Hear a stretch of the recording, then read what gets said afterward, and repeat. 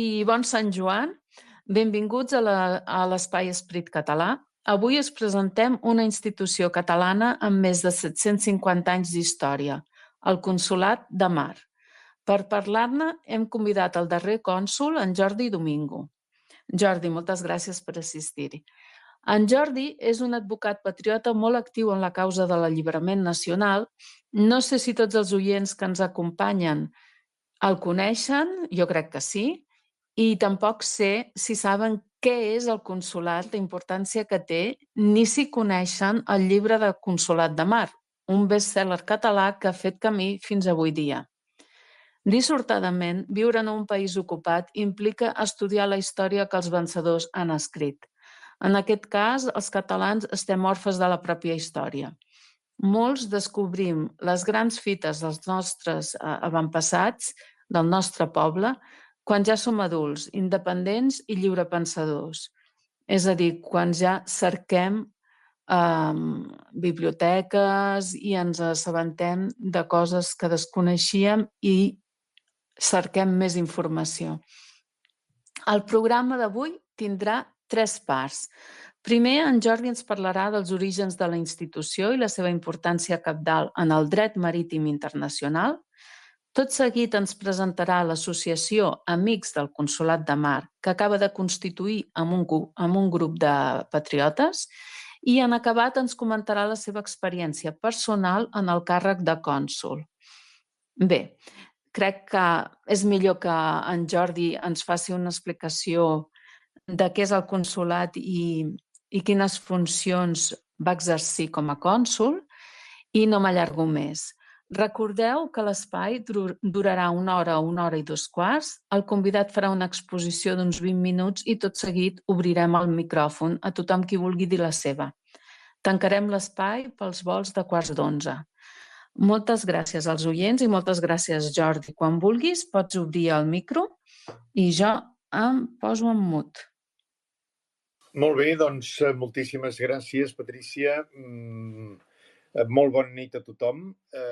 Molt content de ser amb vosaltres i de que puguem tenir aquests moments de compartir coses de la nostra història i sobretot coses sobre el Consolat de Mar, que és el que ens convoca avui.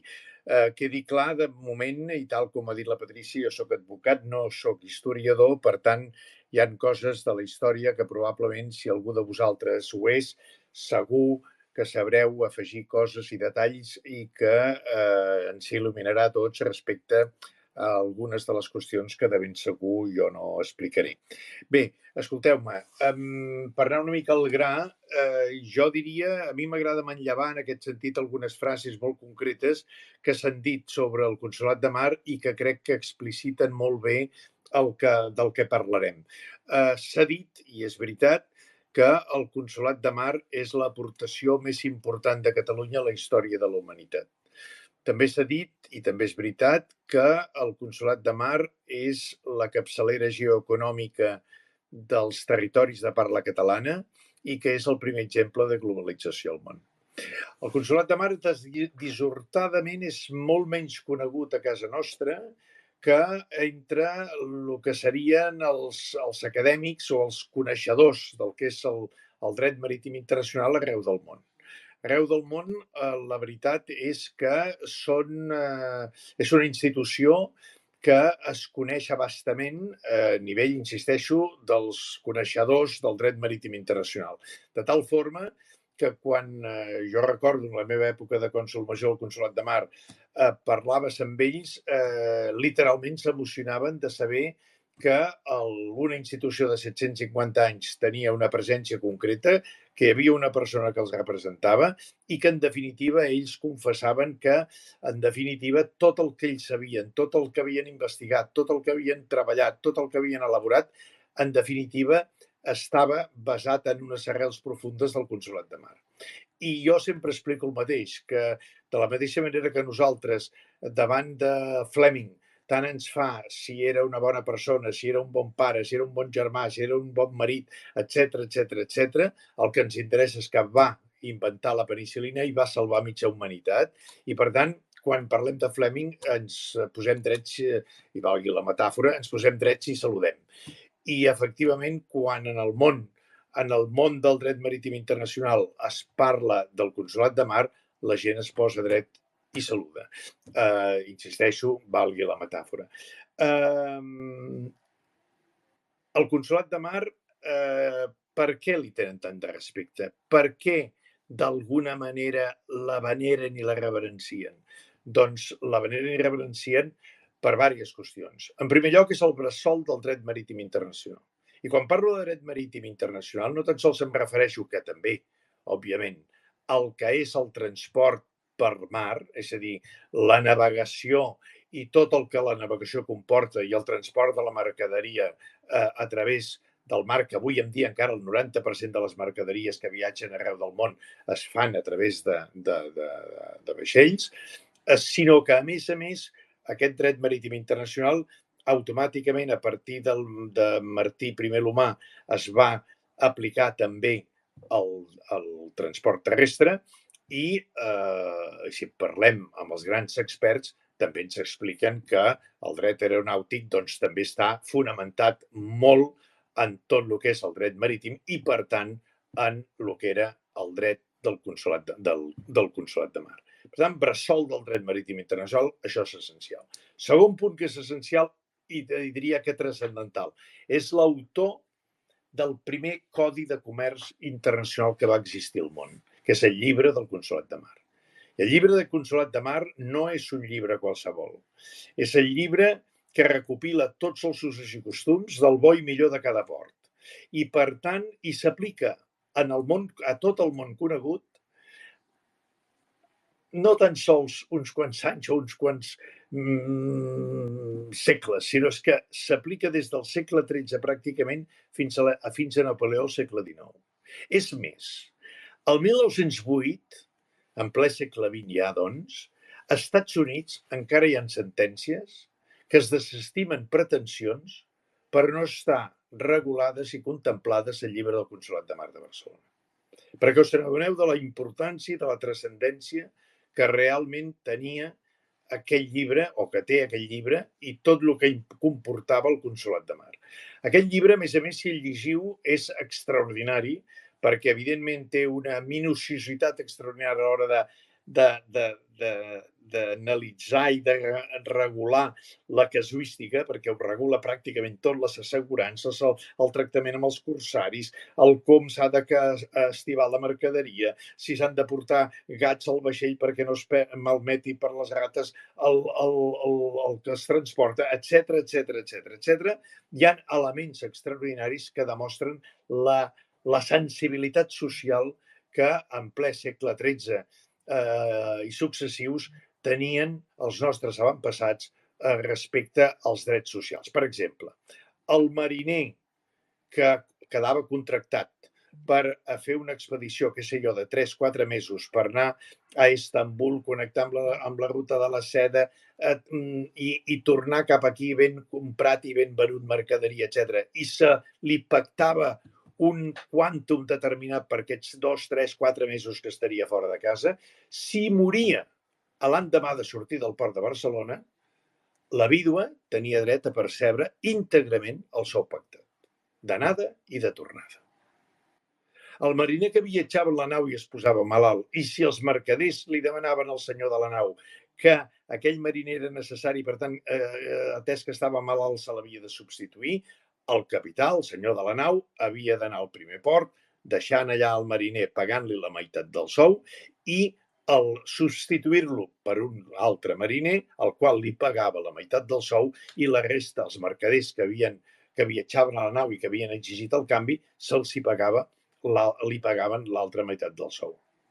La dona que estava casada amb el senyor de la nau i que havia pagat una dot matrimonial al seu pare i que en un moment determinat decidia apartar-se del marit, aquesta dona tenia el dret a percebre íntegrament la dot matrimonial, a recuperar-la, i a més aquest dret era prioritari davant de qualsevol creditor, de qualsevol banc, de qualsevol proveïdor, de qualsevol mariner, etc.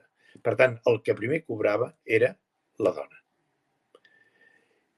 I per últim, també per dir algun exemple més, si el senyor de la nau, o millor dit, la naviera, en un moment determinat no tenia diners per pagar els mariners i, per tant, devien als mariners la feina feta,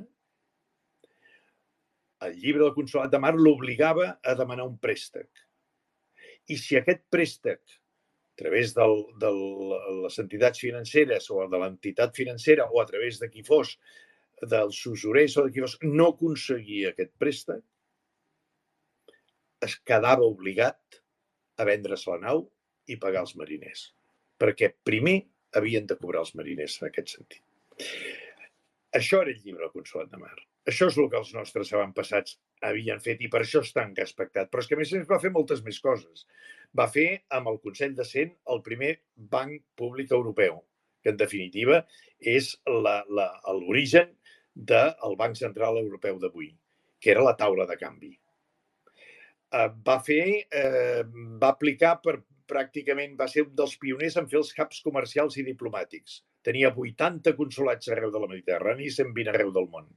En cada consolat, fos a Sicília, Nàpols, Alexandria, Constantinoble, Malta, allà on fos, en aquell consolat s'hi aplicava estrictament el dret de la corona de Catalunya i Aragó. I, en conseqüència, el llibre El Consolat de Mar. I el cònsol decidia sobre tot allò, tots aquells conflictes que es produïssin en aquell espai que era una zona franca.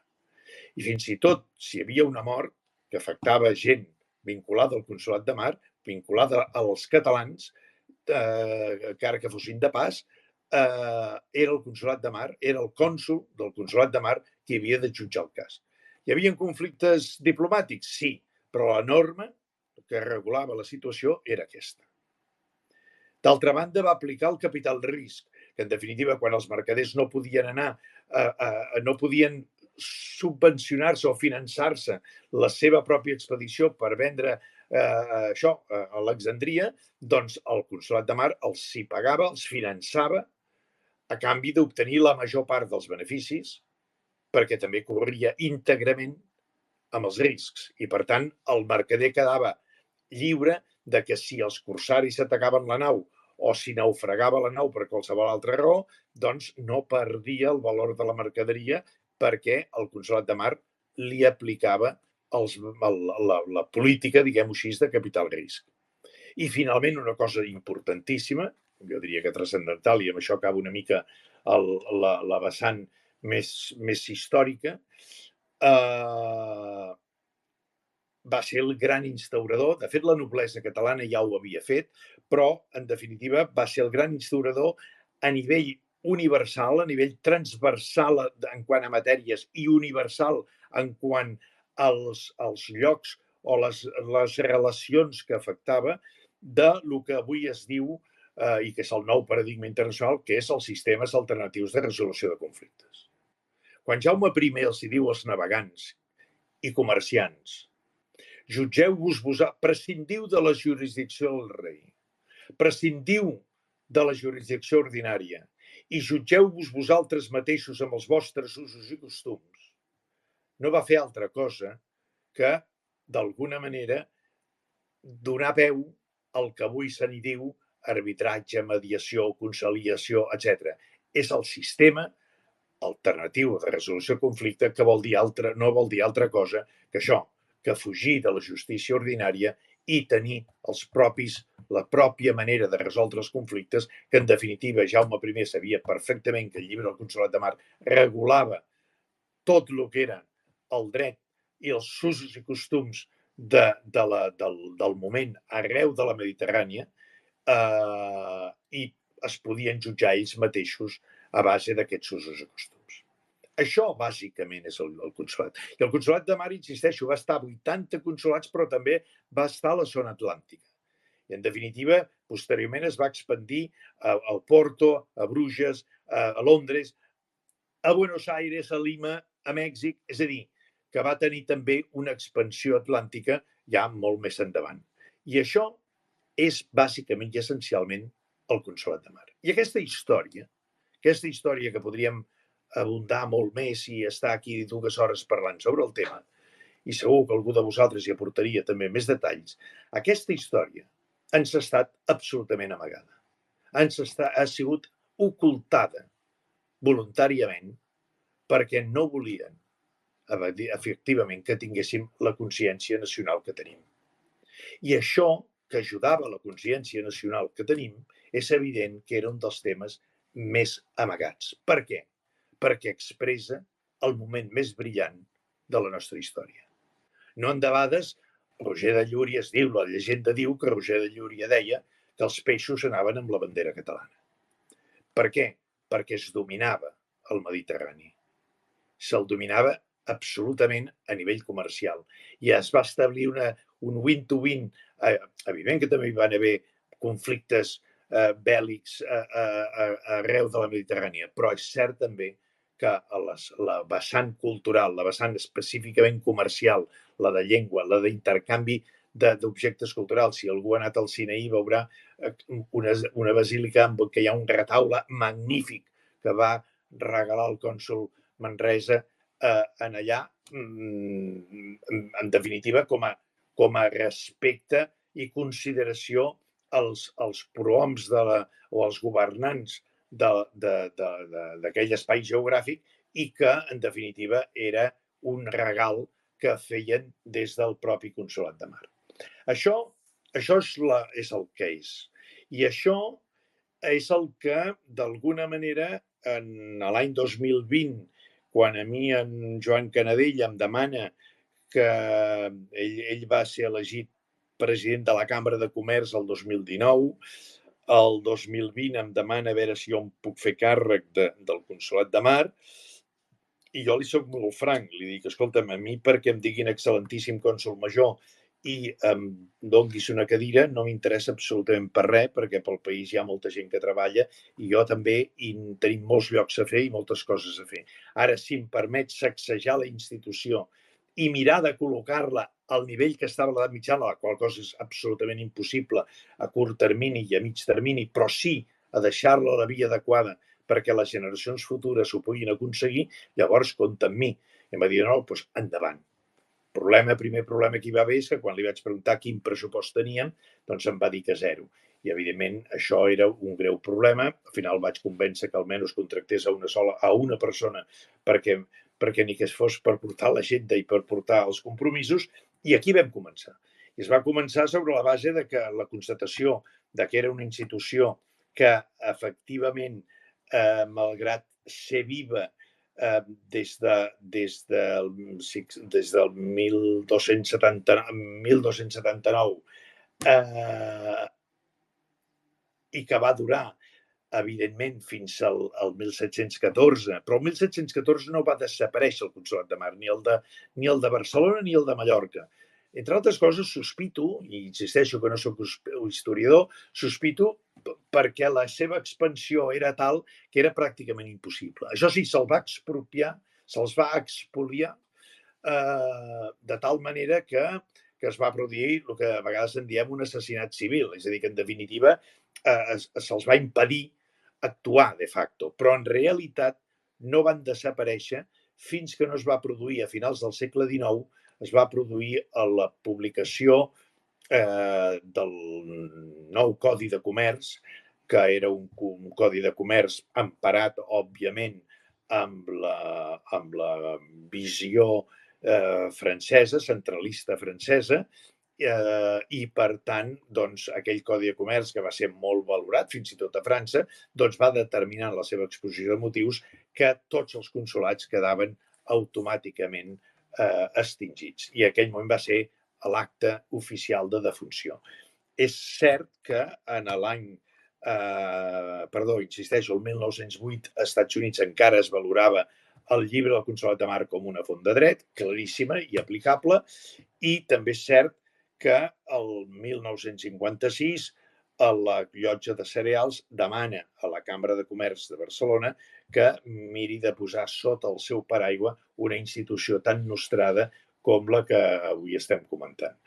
Efectivament, la Cambra ho va fer i la Cambra l'ha tinguda fins al 2020 com i així ho explicita sempre, ho ha explicitat sempre, com el seu centre, el seu departament, el que sigui, de resolució de conflictes. És a dir, el centre de resolució de conflictes de la Cambra de Comerç de Barcelona és el Consolat de Mar. Del 1956 al 2020, el seu encefalograma era relativament pla, de tal manera que si ajuntem l'esforç de les forces, diguem-ne, unionistes, per dir-ho d'alguna manera, per identificar-ho, o més reaccionàries, evidentment han intentat sempre amagar el Consolat de Mar de totes durant 300 anys, és evident que, per tant, la seva capacitat d'incidència en la societat catalana era absolutament mínima. Entre altres coses també, si el pressupost era zero o tendent a zero, doncs francament es feia molt poca cosa, tant en arbitratges com en mediacions i sobretot com a defensar la presència del propi consolat a la societat catalana i valorar la importància que tenia de passat, de present i de potencial futur. El 2020 el que s'intenta és canviar completament això, sacsejar la institució i recol·locar-la una altra vegada a les taules dels consells d'administració a nivell nacional, a nivell internacional, que el conegués els col·legis professionals, que el conegués més els instituts, les escoles, i jo deia una mica que no tan sols la societat catalana en general i a tot arreu, sinó que a més a les cuines de casa nostra, que es havia de conèixer la institució. Per això es va celebrar els 3 quarts de mil·lenni. Els 3 quarts de mil·lenni, juntament amb els costums de Tortosa, que eren una mica anteriors, i es va aprofitar els 750 anys de les costums de Tortosa per celebrar, perquè els costums de Tortosa van ser l'origen pràcticament, o un dels grans orígens de la recopilació del llibre El Consolat de Mar i de l'existència pròpiament dita del propi consolat. Llavors, es va fer aquests 3 quarts de mil·lenni, es van celebrar un munt d'actes des de l'acte inaugural a Tortosa, però es van celebrar una exposició al Museu Marítim que van assistir unes 30 i pico mil persones, es va fer un llibre sobre la gastronomia del Consolat de Mar, tant d'importació com d'exportació, es va fer algun videojoc i algunes píndoles informatives per a la canalla dels instituts i col·legis perquè comencessin a recuperar la nostra història, els nostres personatges i els nostres llocs geogràfics, etc. I es va fer un gran esforç a nivell internacional encara que hi havia la pandèmia i per tant no es podia viatjar, però a través de contactes fins i tot personals que jo havia tingut de la professió, etc., doncs contactar amb tot arreu. I això ho vam tancar, a part d'un documentari que algú de vosaltres segurament ja haurà vist, un documental que es diu La ciutat del mar, es va acabar també amb un congrés internacional que es va celebrar a l'octubre de l'any passat aquí a Barcelona, on hi van venir els més grans i notoris àrbitres i mediadors internacionals. Perquè heu de pensar, allò que us deia del mediador i dels entesos a nivell internacional, que, per exemple, jo havia tingut una àrbitre internacional reconegudíssima, a més assimilada pel Parlament Europeu com a defensora dels drets del Parlament, etc. Una de les vegades que em va venir aquí a veure a Barcelona em deia, escolta'm, no entenc una cosa. Barcelona, jo com a àrbitre i mediador he viatjat per tot el món i a vegades he estat a llocs infectes, però els grans centres d'arbitratge a nivell internacional són Londres i Singapur. Per què Barcelona no hi és? Perquè Barcelona logísticament ho té tot, té un bon espai geogràfic, té un bon clima, té grans hotels, té grans espais per debatre, té un nivell de fins i tot gastronomia, cultura, ho té tot. I podria perfectament competir amb Londres i Singapur. Però és que Barcelona té una cosa que no té ningú del món, que és el Consolat de Mar. Però què feu els catalans? Per què no el feu surar? Els vencedors s'inventen la història. Vosaltres no us l'heu d'inventar, vosaltres la teniu, és vostra. I per tant, què carai esteu fent? Què carai esteu fent sense fer surar aquesta institució de 750 anys. Perquè ningú de nosaltres, ni els experts ni els no experts, ni els polítics ni els no polítics, siguin de la Xina, siguin dels Estats Units, siguin de Rússia, d'Anglaterra, de França o d'Alemanya, ningú en el món us pot discutir la vostra història en termes d'arbitratge, mediació, de dret marítim, perquè heu sigut els inventors. Però, i ho deia Estorada, però què carai esteu fent? No ho entenc. I això és una cosa... Mireu, fa poc, quan ja no era cònsol major, em va trucar una catedràtica d'Austràlia. I ella em deia, escolta'm, hauries de mirar que us incorporéssiu amb una comissió d'estudi perquè estem treballant pel dret a l'espai, l'espai extraterrestre. Perquè, home, ja que el Consolat de Mar va ser l'instaurador del dret marítim internacional i tot el transport de mercaderia està basat en el Consolat de Mar i el dret terrestre en transport de mercaderia igual i l'aeronàutic també, doncs què menys que ara que es comença a parlar del dret de l'espai, etc., no fóssiu ja els primers que hi fóssiu també, perquè jo crec que seria molt important i seria un segell de prestigi per nosaltres, etc. Clar, vaig haver de dir que jo no era el cònsol major i que en tot cas s'hauria de posar en contacte amb qui correspongués, però des de l'ego no era pas jo. Per tant, això ja enllaça una mica amb la meva experiència. La meva experiència ha sigut extraordinàriament positiva fins a l'octubre del 23. Es van fer moltes coses. Jo crec que vaig complir amb el meu compromís amb el Joan Canadell, de dir-li, jo sacsejaré la institució i la col·locaré una via adequada perquè es pugui tirar endavant. Això ho vaig fer. I evidentment, quan a vegades se sacseja les institucions, doncs l'establishment, d'alguna manera, protesta i es posa clarament en contra, que és una mica també el que d'alguna manera ha passat. D'altra banda, va haver un canvi, que vosaltres ja sabeu, en la cambra. També és veritat que els anteriors mandataris de la cambra jo crec que no van entendre, no van acabar de copsar la transcendència que tenia i que jo els deia, el que hem d'aconseguir és que el Consolat de Mar tingui personalitat jurídica pròpia, perquè avui no la té i la manera de competir al món i la manera de ser tractat de tu a tu és tenir aquesta personalitat jurídica pròpia, que jo dissimulava que no la tenia, però hi feia veure que la tenia tant fos a Nacions Unides com fos al Parlament Europeu, com fos allà on fos, sempre ho anava, mai deia que no tenia personalitat jurídica pròpia, però en definitiva era una necessitat absoluta. Això, potser per manca de visió, no es va poder veure, potser també perquè l'establishment de la cambra, no els que manaven, sinó l'establishment pròpiament dit, tenia una clara gelosia de que el Consolat de Mar pogués volar més alt que la Cambra de Comerç de Barcelona i, per tant, això es va mig aturar. Ara, quan hi ha hagut el canvi, això encara s'ha accentuat més i, a més, s'ha perjudicat, de tal manera que en aquests moments s'ha enterrat tot el que s'havia fet.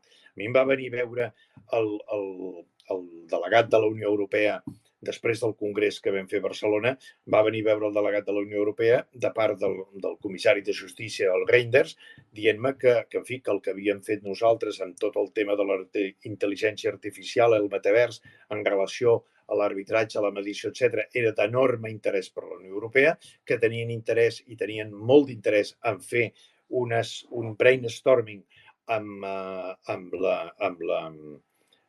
la gent que havia participat i concretament amb l'equip del Consolat de Mar i que, bueno, que ens hi havíem de posar perquè això era absolutament transcendental. Bé, això se'n va anar en orris, vull dir, de fet, no s'ha fet absolutament res, de la mateixa manera que hi ha hagut multinacionals que ens han vingut a veure perquè, a veure si era possible, que el Consolat de Mar, atesa la seva autoritat històrica i el seu prestigi, que d'alguna manera copsaven, doncs podia ser el que ells en deien el trusted third party de tot el comerç internacional. Què vol dir això? Vol dir la persona que dona confiança, l'entitat, la institució que pel seu prestigi i la seva autoritat pot estar au-dessus de la mêlée, que diuen els francesos, és a dir, per damunt del bé i del mal, per damunt de tothom, i poder donar confiança en els mercats internacionals. Això hi ha una anècdota i amb això acabo aquesta vessant, o acabo aquests, no sé, crec que ja porto mitja hora i, per tant, m'agradaria aturar-me'n aquí i entrar ja en el debat, sense perjudici que després podem comentar i per tant, ampliaré el que calgui, però només explicar una anècdota. Quan a mi m'anomenen, VilaWeb m'entrevista, a partir d'aquí em venen a veure uns senyors que em telefonen, que em diuen: escolti'm, vostè és el cònsol major del Consolat de Mar? Dic, sí. Doncs volem parlar amb vostè perquè hi ha un conflicte internacional que Nacions Unides no pot arreglar. Clar, jo en aquell moment encara no tenia ni la persona contractada i la resposta va ser molt clara. Vaig dir, miri, escolti'm, si Nacions Unides no ha pogut arreglar aquest conflicte internacional, dubto molt que el Consolat de Mar el pugui arreglar, però no es preocupi que jo els grego. Em van venir a veure, que eren agents marítims del comerç internacional, em van venir a veure per explicar-me que de feia 8-10 anys que no se sentaven les navieres amb el que en diuen els shippers i que hi havia problemes gravíssims com era el preu dels containers, però sobretot les regulacions, diguem-ne, oligopolístiques que feien les grans navieres i que fins i tot arribaven a el que en diuen el black sailing, que en definitiva significa que si qualsevol de nosaltres contracta una mercaderia a Barcelona per transportar-la amb vaixell a Bruges, doncs, o a Amberes, doncs resulta que la naviera, per transportar-la a Algesires amb una ruta que fa Barcelona-Amberes o Rotterdam o el que vulgueu, doncs resulta que quan passa per Algeciras, passa de llarg, arriba a Rotterdam i et truquen des de Rotterdam dient la mercaderia la té vostè a Rotterdam, vingui-se-la a buscar. Això és el black sailing. I això és una pràctica que de tant en tant fan les navieres. Llavors, esclar, ells demanaven a veure si el Consolat de Mar era capaç de fer uns nous usos i costums, assentar a tothom, marcar les línies del joc i tornar a repartir les cartes. Això, en aquell moment, per nosaltres era impossible. Jo era pràcticament sol, això vol una ambició tremenda a futur. Jo crec que és factible, crec que el Consolat de Mar hauria de prendre, diguem-ne, el protagonisme en aquest camp perquè hi ha un camp obert extraordinari, però bé, jo vaig reunir a les navieres i amb ells, no a tothom, amb confidencialitat, vam tenir un parell de reunions, evidentment no es va arribar a cap tipus d'acord perquè era molt difícil d'aconseguir-ho, però sí que es va arribar a constatar una sèrie de coses. I entre elles que la digitalització del transport marítim internacional estava no a les beceroles, però sí que hi havia un greu conflicte, que només digitalitzat al 100%, en ple segle XXI, digitalitzat al 100% del transport marítim internacional, de tots els milions de containers que surten cada dia dels ports de tot el món, només n'hi ha una xifra que no arriba al 2% de digitalitzats al 100%. I això es basava bàsicament, més enllà d'operacions, diguem-ne, poc escrupoloses, hi havia el tema del Bill of Lading, que també afecta amb això, però el Bill of Lading és la carta d'embarcament, pels que no sigueu experts, carta d'embarcament que té la mercaderia. Sí, la carta d'embarcament que tots nosaltres rebem quan pugem a un avió i ens dona el dret previ pagament del bitllet per anar a Nova York, a Buenos Aires o a Shanghai, doncs les mercaderies tenen el Bill of Lading. És la seva carta d'embarcament, però que a més és el títol de propietat. És com si fos l'escriptura de casa nostra. Llavors, quan això sempre viatja sota l'aixella del capità del vaixell i quan arriba a Buenos Aires, a Londres o allà on sigui, doncs espera que li vingui una persona que li acrediti que el que diu el Bill of Lading coincideix, que s'han complert els requisits essencials per lliurar la mercaderia i, efectivament, lliura el Bill of Lading i aquell senyor o aquella senyora ja se'n poden anar a duanes a despatxar la mercaderia. Això no està digitalitzat. I això vam començar a treballar amb el Banc de Sabadell, amb el Port de Barcelona, amb la Facultat de Nàutica, amb la Politècnica, amb alguns empresaris, i vam estar treballant amb el Centre Blockchain de Catalunya, i vam estar treballant per veure si podíem digitalitzar tota la documentació global de duanes, de bancs, de certificació de viabilitat dels bucs, del Bill of Lading, etc., i lligar-los amb sistema blockchain. Això és un producte que no existeix al món, no existeix. I vam començar-hi a treballar molt activament, tothom gratis et amor, i vam estar treballant intensament fins a arribar està en un estat molt i molt avançat.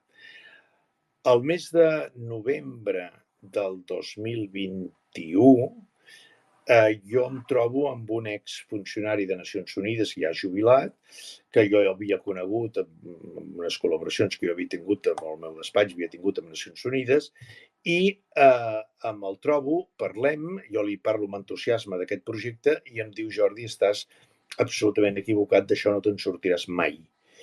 Jo li dic: home, per què? Per qüestió tecnològica? I em diu: no, tecnològicament ho resoldràs, depèn del que paguis i de qui tinguis, però en definitiva ho resoldràs. El problema està en la manca de trust, la manca de confiança. I per tant, mentre que no hi hagi una institució al món que estengui un llençol de confiança per damunt de totes les operacions internacionals, això és absolutament inviable. Llavors allò, anar xerrant, em va dir: i això només ho poden fer, no ho farà Nacions Unides perquè la conec bé i perquè té altres problemes molt més importants, i només ho pot fer, què sé jo, la UNESCO perquè no té enemics, o, per què no, el Consolat de Mar. Vull dir, vosaltres, en definitiva, us podeu postular perquè sou els inventors de tota aquesta història. I per què no? Ara, no ho aconseguiràs mai.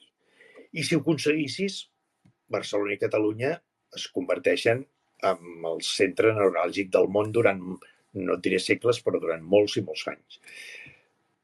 Però vaja, no ho aconseguiràs. I això va quedar aquí. El mes de gener següent em ve veure el cònsol honorari d'Israel amb una empresa de seguretat i em plantegen que volen participar en aquest projecte. En primer em diuen: vostè està fent això. Jo em quedo com ulls de taronges perquè, en definitiva, encara a l'època que no es parlava massa de Pegasus, però ho sabien absolutament tot. Evidentment els vaig dir que sí, que ho estàvem treballant, que ho estàvem fent. Ells volien entrar com a socis. Vaig dir: miri, escolti'm, encara no és el moment de fer la roda d'inversors, però no es preocupi, que em prenc nota. El mes de març, quan jo vaig a veure el Bilbao o el Santander perquè m'ajudi a fer els 3 quarts de mil·lenni i finançar-los, em diu que no, però que en aquest projecte hi vol entrar, també li dic el mateix. Després vaig a veure el Bilbao o el Santander, no recordo quin vaig anar primer, a dir-li mateix, també em diuen que no em financien els 3 quarts de mil·lenni, però que estan molt interessats en això. El Port de Barcelona llavors em diu: bé, els nostres socis són el Sabadell i la Caixa, no es descuidis d'ells. Dic: no, tothom hi podrà ser. I al desembre del 22, em truca el Port d'Ashdod, que és el segon port d'Israel, que em venen a veure aquí a Barcelona amb un banquer perquè volen parlar. Quan ens reunim amb el Port de Barcelona, amb un empresari que tenia moltes relacions amb Israel, amb jo com a cònsol major d'aquella època, i aquest banquer i el del Port d'Ashdod. I en aquell moment, efectivament, es torna a plantejar el mateix. I al final del dinar, que a més els diem més o menys el mateix, el banquer em diu: bé, però vostè m'ha de demostrar que la seva institució és capaç d'estendre un llençol de confiança per damunt de totes les operacions internacionals. I això vaig intuir que era una frase que en els foros internacionals es repetia, perquè no existeix aquesta institució. Però tothom venia a trucar a la porta del consolat. I llavors arribo a l'abril del 23. I a l'abril del 23 es produeix un fet per mi extraordinari, que és que la multinacional més gran en el món agroalimentari, de les facilities, que en diuen, doncs, commodities, perdó, em ve a veure perquè ens diu que té el procés de digitalització del seu mercat molt avançat i ens el volen presentar. Efectivament, ens presenten un PowerPoint en el que ens demostren que estan molt més avançats que nosaltres. Nosaltres teníem potser un 85%, però ells tenien el 98%, i que, a més, hi han abocat una milionada amb investigació, amb recursos, etc. Amb la qual a mi veig, això poca ja tirada tenim a casa nostra, però hi hem de ser-hi. I llavors, però jo intueixo en aquell moment que alguna cosa els hi està passant. I efectivament ens els enduem a dinar allà als 7 Portes i els hi dic a mig dinar, dic: vostès tenen un problema, estan en un atzucac. I em diuen: sí. I vaig dir: i això és el Bill of Lading. Et dic, no, ho vaig dir primer. Dic, això és un problema de manca de confiança. I dius, sí. Dic, i és el Bill of Lading, també. De fet, 15 dies abans havia sortit a La Vanguardia la publicació de que IBM i una de les grans empreses, que és la Maersk, la naviera, Sí, la dels doncs havien fet contenidors, un intent de que pacte. surten a totes les pel·lícules. Havien fet un pacte per digitalitzar tot el procés i havien fracassat. I sempre fracassen no per tecnologia, sinó per manca de confiança. Perquè poden imposar en uns cercles concèntrics d'in-house, que en diuen ells, és a dir, de cercles molt íntims, poden imposar el sistema i que tothom accepti les regles del joc amb aquell bill of lading determinat, però en canvi no són capaços, ningú, de posar-ho a l'exterior. Per què? Perquè els altres no se'n fien, no volen utilitzar el que és teu, perquè tu llavors els hi sàpigues, i perdoneu-me l'expressió, el color dels calçotets que porta. Per tant, per això tothom diu hi ha d'haver una institució a nivell internacional que es tengui el llençol de confiança. Bé, en el moment en què jo parlo amb aquesta gent, aquest dinar, i queda constatat això, jo els hi pregunto, i vostès què volen del Consolat de Mar? I la resposta literal va ser, volem saber si una institució de 750 anys, amb l'autoritas que té, és capaç d'estendre un llençol de confiança per damunt de totes les operacions internacionals. I en aquell moment jo li vaig dir que sí. I vam començar a parlar. El que passa que això es va aturar perquè jo a partir de l'octubre ja se'n va fer després del Congrés Internacional, se'n va fer ja un mòbil clar i se'm va impedir que accedís fins i tot als meus mails, en fi, una sèrie de coses que ara no ven massa a cuento, i finalment jo vaig aconseguir que em cessessin, perquè en definitiva fins i tot vaig haver d'anar a una mediació de la Generalitat perquè em fessin el cessament, perquè el que pretenia és que s'acabés el meu mandat sense que jo fes res durant 8 mesos, i evidentment jo no hi estava en absolut disposat. Jo aquí acabo aquí. Sí, Jordi, és molt greu. Totes les preguntes que vulgueu, us explicaré el que estigui en les meves mans explicar, que és tot, a nivell de confidencialitat entenc que no hi ha gran cosa a amagar. No. Estic disposat a explicar-ho tot el que vulgueu, i de les coses que no sàpiga, a nivell històric o del que sigui, doncs, òbviament, doncs, en fi, també us diré, doncs mira, d'això no en sé res.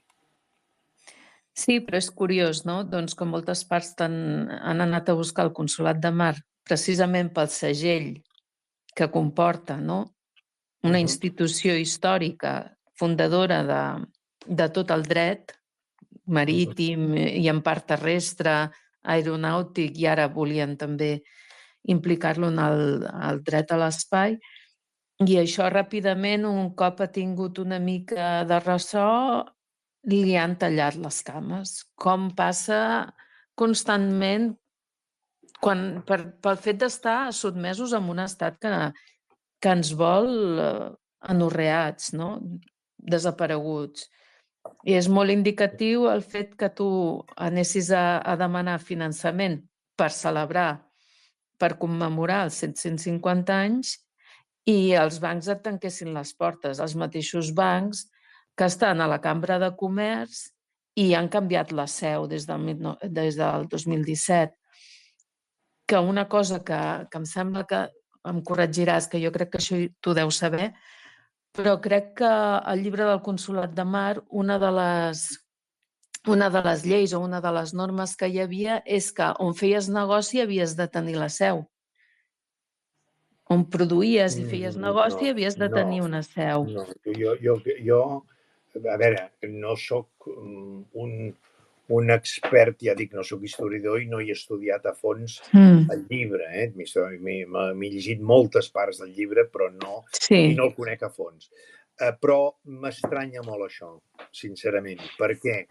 Perquè amb això trencaria... O sigui, ells precisament, si van ser agosarats, va ser d'obrir-se al mar i d'obrir-se a altres països i a altres llocs. Per tant, el mercader, el comerciant de Barcelona, se n'anava a fer negocis a Estambul, a Alexandria, a buscar béns de la ruta de la seda i a tantes i tantes coses. És a dir, que en definitiva els negocis molts d'ells els feien més a fora que a casa, entre cometes, no? O els feien als dos Sí. llocs. Però vull dir que no, que aquest detall... No. El que sí que diria a col·lació del que tu dius, al principi, és que, a veure, jo sempre fins ara havia pensat i crec que no m'equivocava gaire, de que el tema de que, en fi, de que no volguessin en absolut doncs, que jo m'impliqués més, etc, era per aquesta gelosia institucional, més enllà de les mesquineses personals que sempre hi són, desgraciadament, al nostre país i a tants altres. Però hi havia una gelosia institucional, és a dir, la voluntat clara de que no podia ser, no es podia admetre que el Consolat de Mar, que fins llavors era un mer departament, com aquell que diu un departament del Corte Inglés, què sé jo, de camises i buit de banyadors, contingut. doncs pogués tenir al final més importància que el Consolat. Però ara he arribat a una altra conclusió, que jo crec que cada vegada es va configurant més, perquè quan ara us parli de l'associació, si voleu una pinzellada,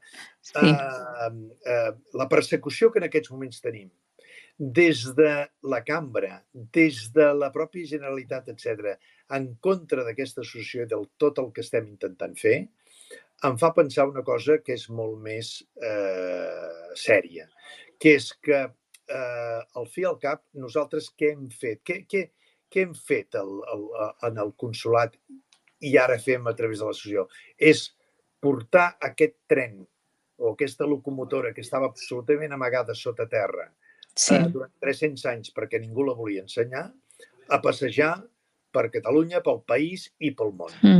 I llavors algú s'ha adonat, a més, de que aquesta locomotora no va sola, que porta uns vagons a enganxar, que són la història més brillant de Catalunya, és la història més potent de Catalunya que quan va liderar el món i quan realment el món la reconeixia com a tal. I esclar, això no pot ser. És que això és perillosíssim.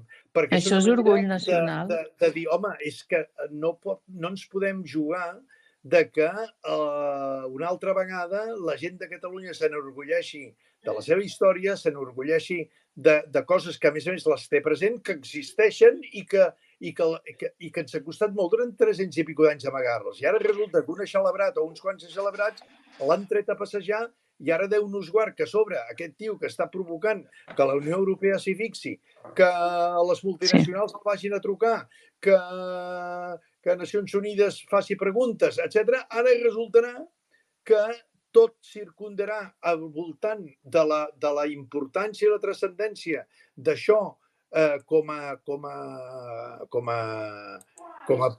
país i al final l'independentisme que ens pensàvem que el havíem mig vençut, ara resulta que encara es rebrotarà encara més amb una història com aquesta. Per tant, és que psicològicament vençuts, clar. El tren a dalt a baix del penya-segat i s'ha acabat la història. I crec, desgraciadament, que per aquí es va.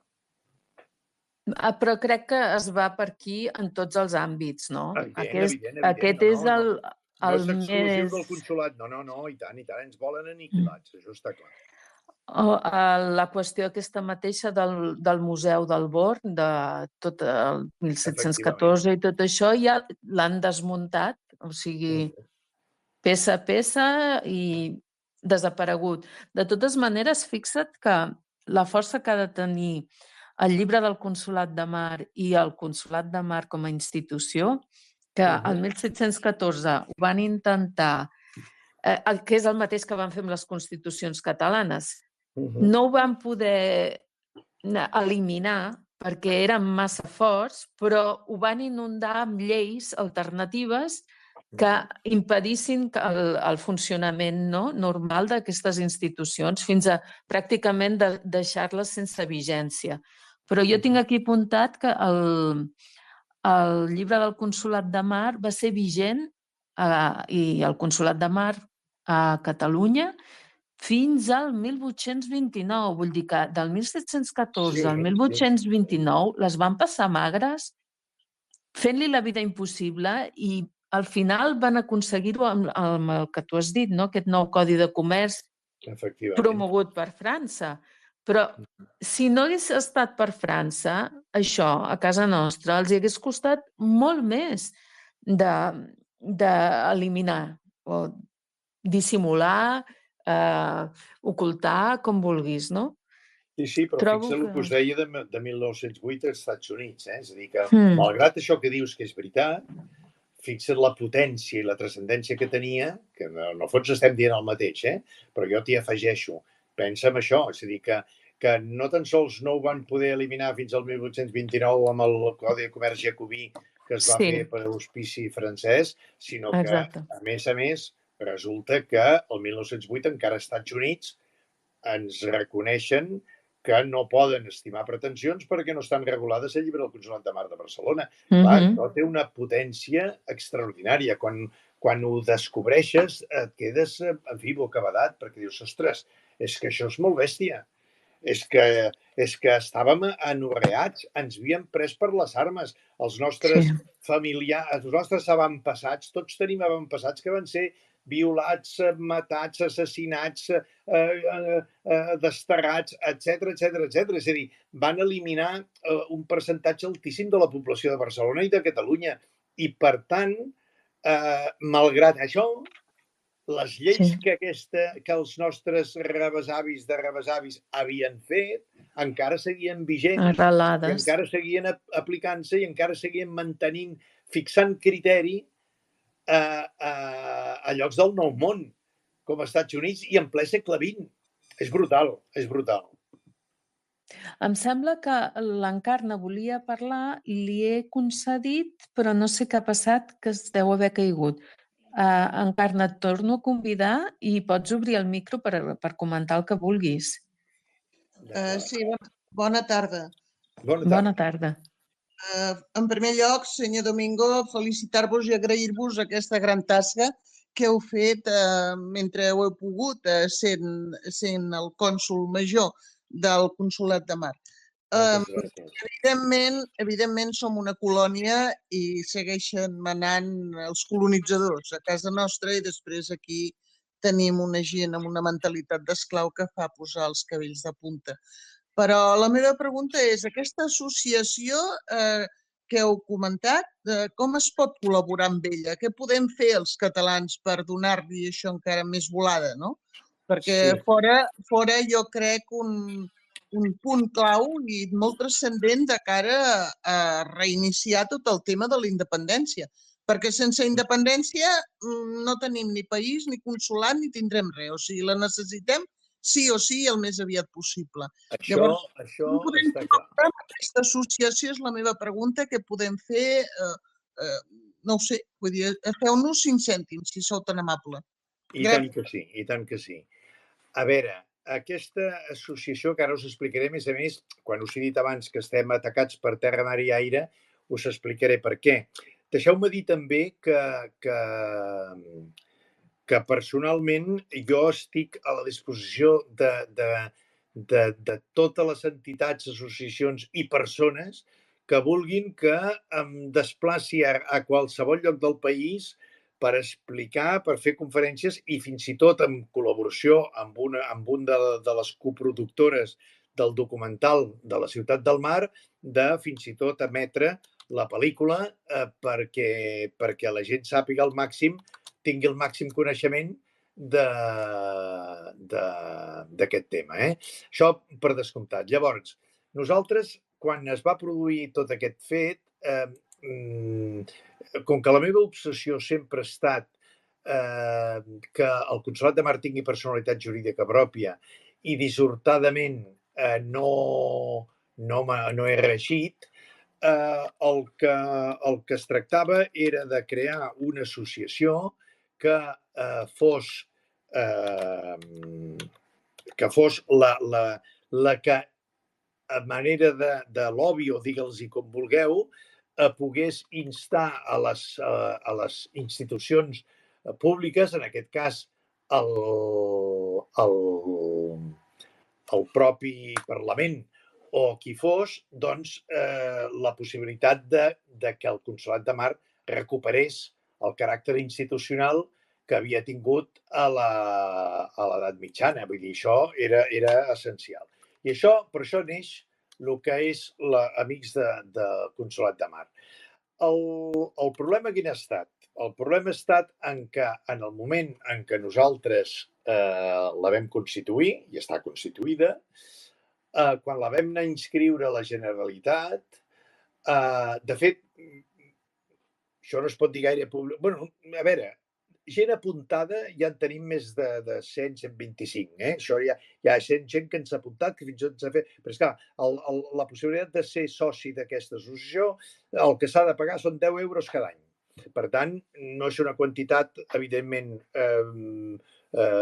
excessiva, per dir-ho d'alguna manera, però el que preteníem és que ser el màxim nombre de gent possible. I això és un esforç que farem, però que de moment estem fent molt amb el ralentí, per lo que ara us explicaré. En el moment que nosaltres constituïm, i està constituïda legalment, ja som una associació i legalment ningú ens pot discutir que ho som, resulta que la cambra munta amb còlera i fa tota la pressió possible amb la Generalitat per intentar que no ens concedeixin, no ens permetin utilitzar aquest nom.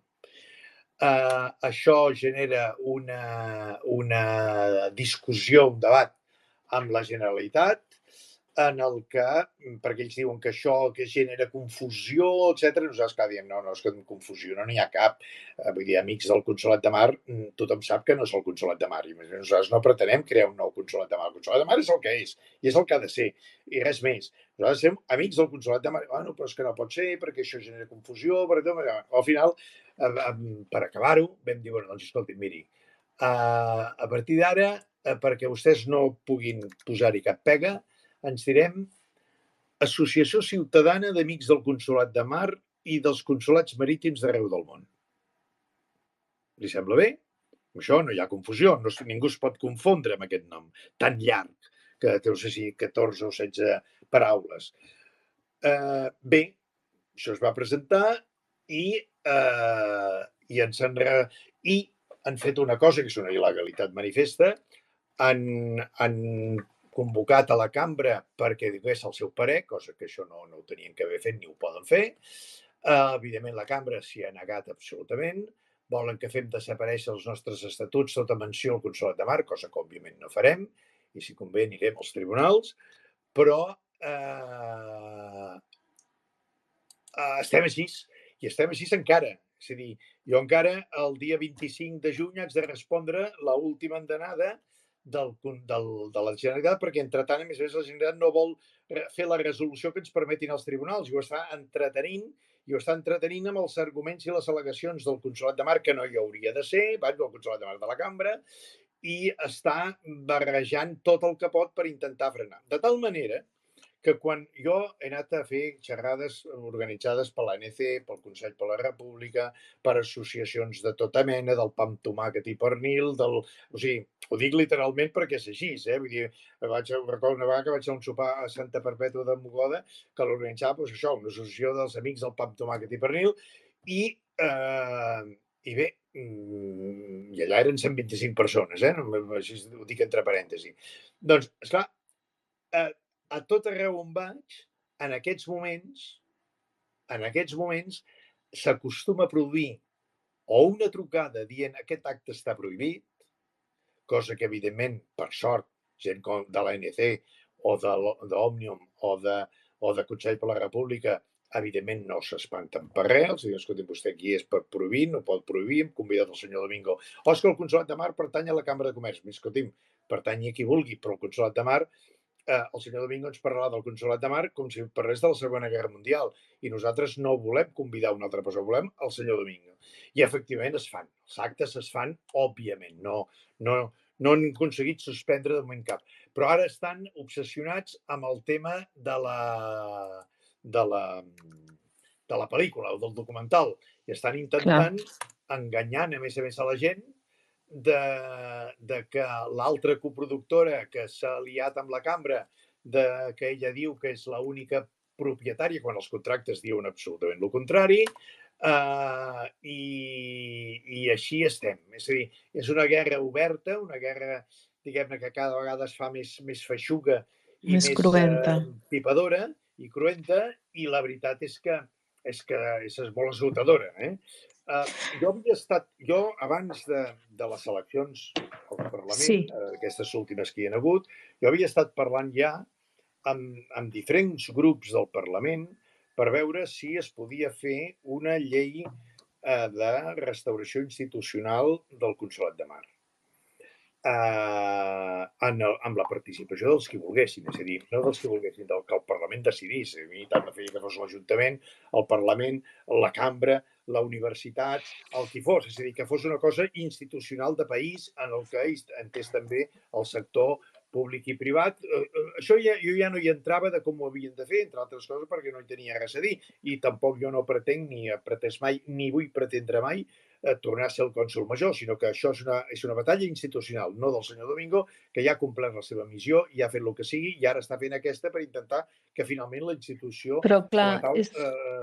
torni a ser tal com havia de ser. Jordi, però és que no tenim institucions catalanes i això és una demostració que no és així, que no en tenim, que ens han venut que tenim unes institucions catalanes i no.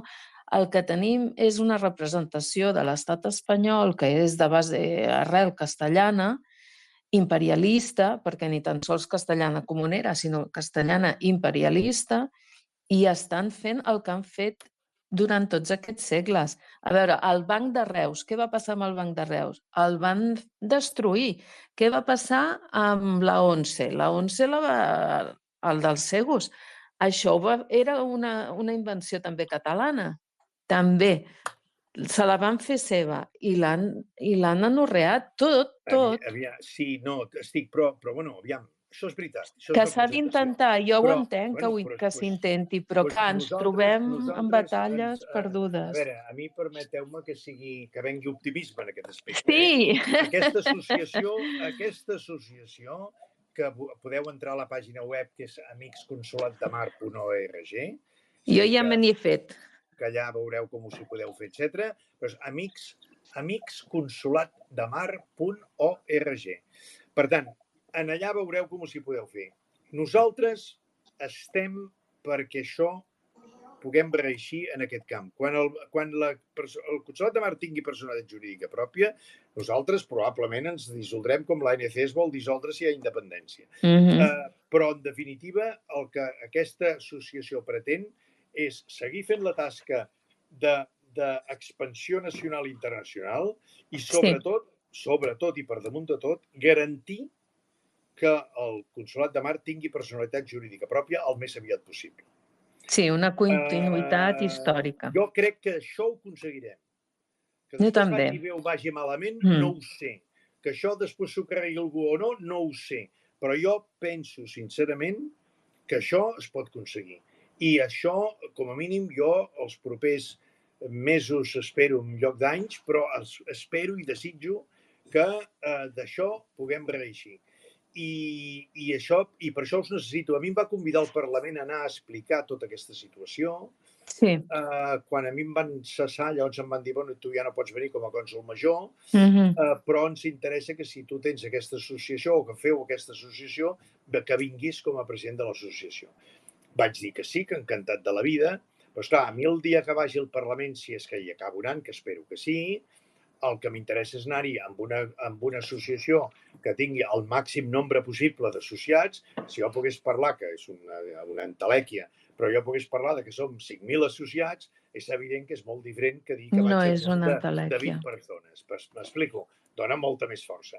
Jo no pretenc ser 5.000 perquè és impossible, pràcticament impossible, perquè no tinc ni mitjans, ni capacitats, ni històries. Sí, es pot. Sí que si tots vosaltres aconseguiu que les vostres famílies, a base dels 10 euros a l'any, puguin fer-se membres d'aquesta associació, és evident que el dia que puguem anar al Parlament, que espero, insisteixo, que sigui més aviat que tard, és a dir, que abans de Nadal hi pugui anar, per dir-ho d'alguna manera, doncs que poguéssim dir que som 1.000 persones o 1.000 socis, té una potència molt diferent a la de dir, no, miri, són una associació que són els 3 veïns i els 3 familiars. Que és molt. Avui en dia ja som més d'un centenar bueno, ja és un número, tenint en compte que no podem fer segons quin tipus de coses i no podem, perquè ens estan, insisteixo, gastant les energies en batalles constants i, a més, batallant cada dia. Ahir vaig anar a la Jove Fontana, allà a Gràcia, al Gran de Gràcia.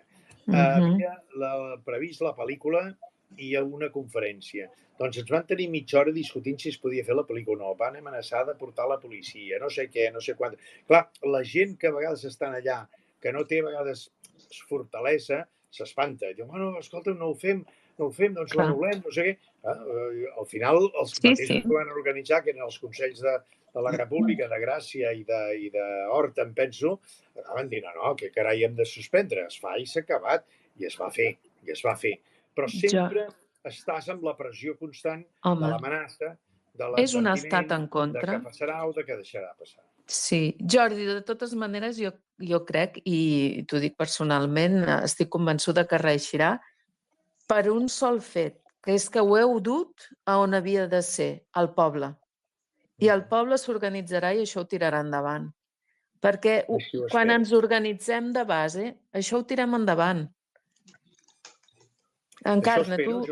Sí, no, jo l'únic que volia dir és que no, anava a preguntar com s'ha de fer per fer-me sòcia, ja ho he explicat, jo ja me'n faré demà de sòcia i si poguéssim trobar-nos, senyor Domingo, i tenir una petita conversa, jo també m'ofereixo per treballar, per fer córrer això. Vull dir la Patrícia té el meu contacte i qualsevol de vosaltres li podeu demanar. Perfecte. I si voleu que vagi a Matadepera o a l'Aran, me'n vaig a l'Aran, a Matadepera, o allà on faci falta fer una conferència o fer el que sigui. Jo us connectaré, si pot ser, doncs ens entrevistem i parlem i aleshores doncs comencem a bellugar-ho tot això i per agafar, perquè això és importantíssim. Sota el meu punt de vista és importantíssim, senyor Domingo. Sí, és fonamental. No en tinc cap mena de dubte, sí. Jo us ho agraeixo moltíssim la disponibilitat i la il·lusió que hi poseu, perquè, en definitiva, és absolutament essencial, efectivament. I després una altra cosa, Jordi, jo crec que això ho heu de difondre a la diàspora catalana. Hi ha moltíssima gent catalana amb consciència nacional fora de l'estat espanyol que veurà que aquesta eina és importantíssima i això ho hem de fer arribar a tota aquesta gent que està vivint a l'estranger. Compto amb tu, Patrícia, compto amb tu. Jo faig el que puc, però jo soc un canal molt petitonet. No, mira, jo ja havíem parlat amb la gent de Brussel·les per fer la pel·lícula allà. A París un grupet de gent també m'ho ha demanat que l'anem a fer allà. La tenim subtitulada en anglès també, si es vol. I ara estem treballant a veure si aconseguim que algú la tradueixi també al francès per subtitular-la en francès. Però vull dir que, en definitiva, estem sí, per la labor d'anar allà on sigui i treballar a fons amb això, perquè és la manera, a més, de guanyar aquests que pretenen que el tren caigui pel penya-segat. Sí. Es tracta el que els va passar el 1714, que no van poder eliminar de socarrel el consolat de mar, que els hi passi ara. Exacte. El micro està obert. Qui vulgui parlar, doncs és només demanar el torn i us obro el micro, o sigui que cap problema. Veig que hi ha molts oients, però no sé si hi ha algú que no s'atreveix, que té algun dubte, que vol comentar. No sé. Escolta'm, no és imprescindible fer preguntes, Vull dir que si us ha interessat i us ha motivat per al futur, jo em dono per més que satisfet. Jo t'anava a preguntar també aquesta qüestió del vídeo que ja has comentat que té problemes amb aquesta del copyright, entenc que és la qüestió, no? Sí, que hi ha una discussió de copyright. Legalment, i això sí que com a advocat t'ho puc dir, no n'hi ha cap de problema, ni un. El problema és la cambra que està fent lo possible per intentar que no es divulgui, que no es faci, i la coproductora Sí. que aquí també, a més mentint absolutament respecte als seus drets contractuals, perquè jo m'han donat a llegir els contractes i són claríssims, ella no té cap dret per oposar-s'hi i doncs, bueno, pretén, per sort hi ha una altra coproductora que aquesta sí que té clar que s'ha de fer, que a més pel país és absolutament imprescindible que es faci, i ha donat totes les autoritzacions a Botici per haver perquè ho puguem fer. I ho heu de subtitular en portuguès, eh? El portuguès és un mercat molt gran i no ho dic per Portugal, ho dic perquè Brasil, Angola, Moçambic, hi ha un munt de països arreu del món. Sí, tinc un contacte i... No tinc cap problema. Ara, traductor... Com pots comprendre, si no trobem finançament, malament rai, eh? Vull dir que si ho fa gratis et amore, jo estaré encantat de la vida. Si ho haig de pagar, això està molt difícil. En aquests moments no tinc possibilitats. En aquests moments, tant de bo l'associació creixi molt i molt i molt i efectivament es pugui pagar. Llavors seria fantàstic, però esclar, amb les quotes de 10 euros al mes, a veure, el 10 és el mínim. Si la gent vol aportar més, evidentment és molt benvingut. Sí. Però vaja, nosaltres no pretenem aquí fer una associació que tingui grans recursos, etc. El que pretenem és que existir, demostrar que hi som, demostrar que estem dempeus i que volem això i que lluitarem per això encara que ens vulguin, diguem-ne, cansar i aniquilar, i això és la pretensió fonamental. Vull dir, és la pretensió fonamental. Si amb això, per aconseguir això, ajuda el que tinguem també la pel·lícula en portuguès, doncs perfecte, jo crec que sí. Encantat de la vida. Ara, en aquests moments tampoc no podem prometre res a nivell econòmic perquè és que no ho tenim. En aquests moments no ho tenim. D'aquí temps ho tindríem, però ara no ho tenim ni és el meu màxim objectiu, sincerament. Vull dir, el que vull és que l'associació creixi, que es faci present i que defensi el que ha de defensar. T'anava a preguntar... Digues, perdona. No. T'anava a demanar si teniu en vista l'associació de fer alguna publicació sobre la història del Consolat de Mar i si, a més teniu previst fer un grup d'estudi d'advocats experts en lleis en dret marítim internacional per començar a treballar en els aspectes aquests que van sorgir quan tu eres cònsol major. Sí, a veure, nosaltres tenim intenció de fer moltes coses. Les que estem fent ara, perquè és les que depenen de mi físicament, personalment, és això, les conferències, els debats, la projecció de la pel·lícula gràcies a la gentilesa d'aquesta coproductora i el guionista i director de la pel·lícula, que són persones també molt vinculades, o millor dit, molt compromeses amb el país i, per tant, gràcies a això estem fent això. Això és el primer que estem fent. Sí, clar. Evidentment, seguim sense tenir un equip sòlid ni està muntat un equip sòlid. És a dir, que en aquests moments, fins que no tinguem la inscripció feta amb tots els sets i els suts i que puguem... Perquè, clar, els bancs també estan en aquests moments... O sigui, no sé qui era, no recordo ara, perdona el nom de la persona que ha dit que es faria sòcia demà mateix, no? L'Encarna. L'Encarna. Doncs jo li agraeixo molt a l'Encarna i veurà que la pàgina web li demana unes dades bancàries, etc. I efectivament això ho tenim, i ho tenim d'aquest centenar i pico. Però jo encara no n'he cobrat ni un, perquè no els podem passar al banc. Exacte. No les heu cobrat. Fins que no tinguem la inscripció feta. Llavors, esclar, per tant, els plans que... Jo, per exemple, fins i tot estic en aquests moments estem fent projectes que poden ser interessants de cara al futur. O sigui, hi ha qui està traduint el llibre en català actual. Però, molt bé. Però, esclar, no li puc donar cap pressa. M'explico per què? Perquè tampoc tenim recursos per donar-li pressa. Aquest sí que cobra un preu més simbòlic que altra cosa, però cobra. Però, esclar, tampoc li puc posar, entre altres coses, tampoc tindrem diners per... Haig de cobrar l'editor perquè llavors se'l publiqui, etc. És a dir, que en aquests moments estem gestionant una mica, entre cometes, no la misèria moral, que aquesta no en tenim cap, sinó la misèria econòmica, que evidentment té les seves dificultats. Però, bueno, jo com que ja hi estic acostumat perquè el Consolat de Mar no em donaven absolutament res, em vaig haver de pagar moltes coses de la meva butxaca, doncs, escolta'm, no passa res tot i que, evidentment, jo no tinc les possibilitats de pagar-ho tot perquè és impossible, com qualsevol de vosaltres. No, Però sí. el cert és que sí, que s'han de fer moltes coses, que jo crec que es faran perquè ens en sortirem, perquè, a més, és el que deies tu, això ve de baix a dalt i aquest a baix a dalt al final dona molta seguretat i confiança de que les coses s'acabaran reeixint.